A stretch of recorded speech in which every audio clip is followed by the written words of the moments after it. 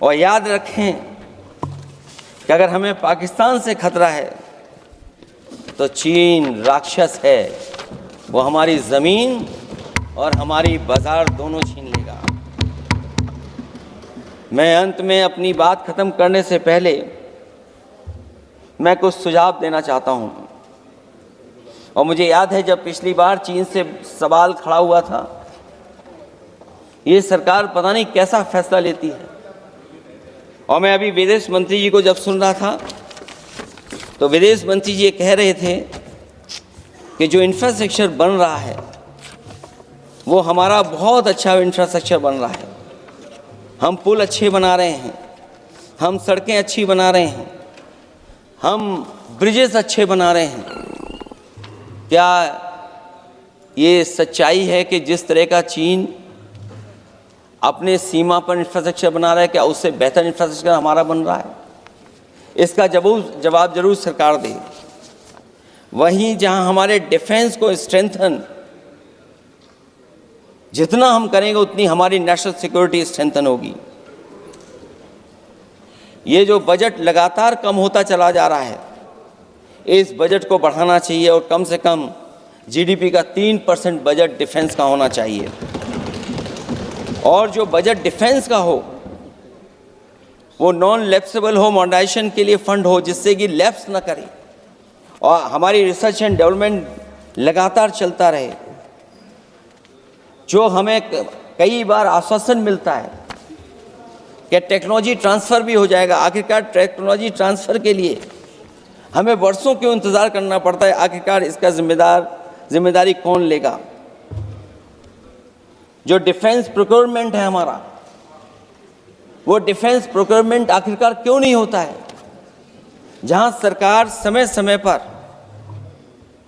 Defence expo के नाम पर न केवल भारत बल्कि दुनिया से ये कहती है कि हमारे यहाँ इन्वेस्टमेंट करें।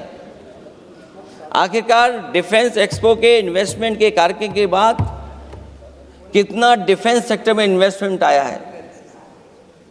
और साथ ही साथ जब आत्मनिर्भर की बात हो तो हमारे देश की अपनी रक्षा करने के लिए हमारे अपने लोग क्यों नहीं तैयार हो रहे हैं?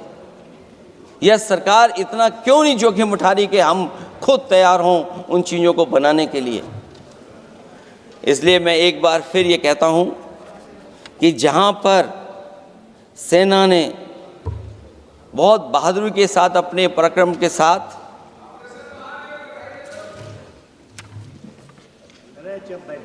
पराक्रम, वीरता और अदम्य शौर्य की जो उन्होंने परिचय दिया, उसके लिए फौज को मैं बधाई देता हूं। लेकिन अभी जब मैं सुन रहा था,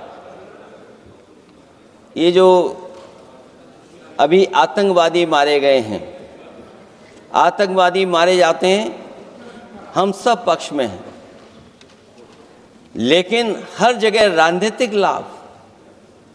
राजनीतिक लाभ आखिरकार कौन उठा रहा है? क्योंकि मैं अपनी बात खत्म कर रहा था, अध्यक्ष महोदय ये पूछ रहे हैं कि आज महादेव ऑपरेशन पे मैं धन्यवाद क्यों नहीं दे रहा हूं। अध्यक्ष महोदय, जिस समय समर्थन की बात आई, पूरे देश के जितने भी राजनीतिक दल हैं वो आपके साथ थे। आखिरकार इनकाउंटर कल ही क्यों हुआ?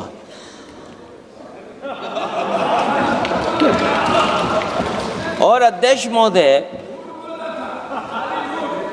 फिर वही बात मैं दोहराऊं जिसकी वजह से पहलगांव हुआ, जिसकी वजह से पुलवामा हुआ। अगर ये इतना ही टेक्नोलॉजी और इन सब चीज़ों को समझते हैं और जानते हैं, इतना ही टेक्नोलॉजी और इन चीज़ों को सब समझते हैं, तो आखिरकार अध्यक्ष महोदय, पुलवामा में जो गाड़ी में RDX आया, वो गाड़ी आज तक क्यों नहीं पकड़ी गई? और शायद भारतीय जनता पार्टी के लोग ये जानते होंगे कि बहुत सारे विभाग सरकार के होते हैं, सैटेलाइट इमेजेस देते हैं। अगर आज भी भारतीय जनता पार्टी चाहे तो पुलवामा में जो गाड़ी आई है, सैटेलाइट इमेजेस से वो पता कर सकती है कि वो किस रास्ते से वो गाड़ी आई थी।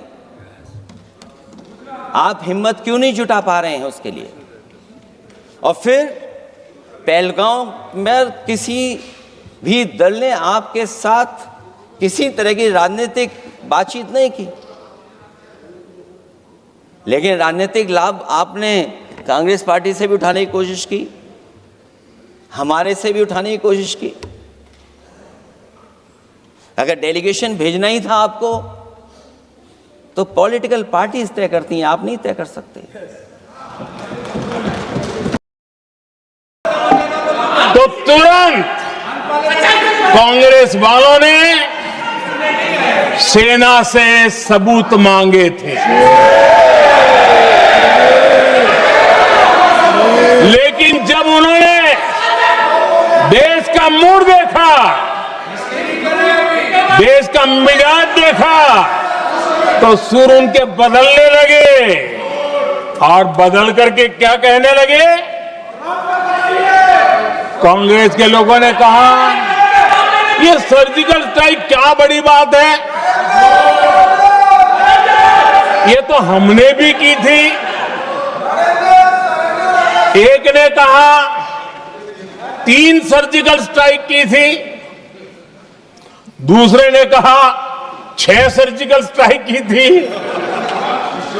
तीसरे ने कहा 15 सर्जिकल स्ट्राइक की थी। जितना बड़ा नेता उतना बड़ा आंकड़ा चल रहा था।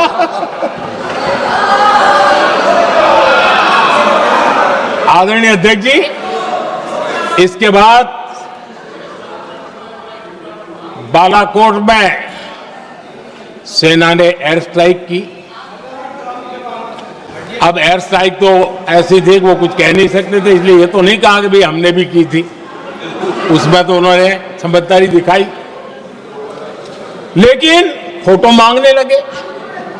एयर स्ट्राइक हुई तो फोटो दिखाओ, क्या कहां गिरा, क्या तोड़ा, कितने मरे, बस यही पूछते रहे। पाकिस्तान भी यही पूछता था, ये भी यही पूछते थे। इतना ही नहीं, आदरणीय अध्यक्ष जी,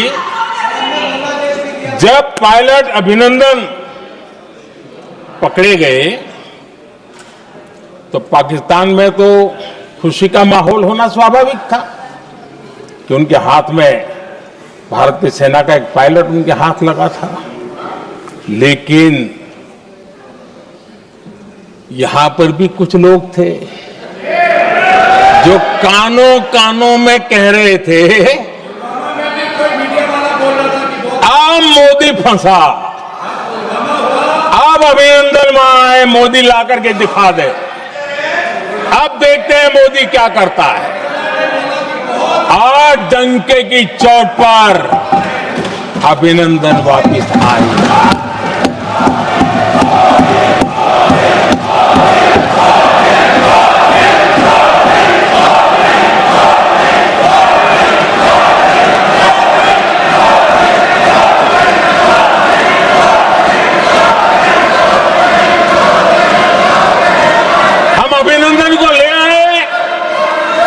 तो इनकी बोलती बंद हो गई। इनको लगा यार कि नसीब वाला आदमी है, हमारा हथियार हाथ से निकल गया। आदरणीय अध्यक्ष जी, पहलगाम हमले के बाद हमारा बीएसएफ का एक जवान पाकिस्तान के कब्जे में गया, तो फिर इनको लगा वाह बड़ा मुद्दा हाथ में आ गया है, अब मोदी फंस जाएगा। अब तो मोदी की फजीयत जरूर होगी और उनकी इकोसिस्टम ने सोशल मीडिया में बहुत सारी कथाएं वायरल की कि ये बीएसएफ के जवान का क्या होगा, उसके परिवार का क्या होगा, ये वापस आएगा, कब आएगा, कैसे आएगा, न जाने क्या क्या चला दिया। आदरणीय अध्यक्ष जी, बीएसएफ का वो जवान भी आन बान शान के साथ वापस आया।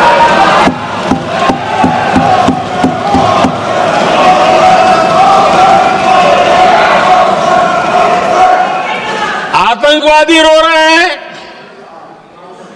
आतंकवादियों के आका रो रहे हैं और उनको रोते देखकर यहां भी कुछ लोग रो रहे हैं।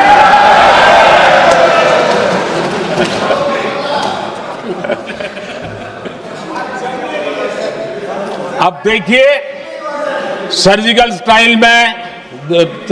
स्ट्राइक चल रही थी, उसके बाद उन्होंने एक खेल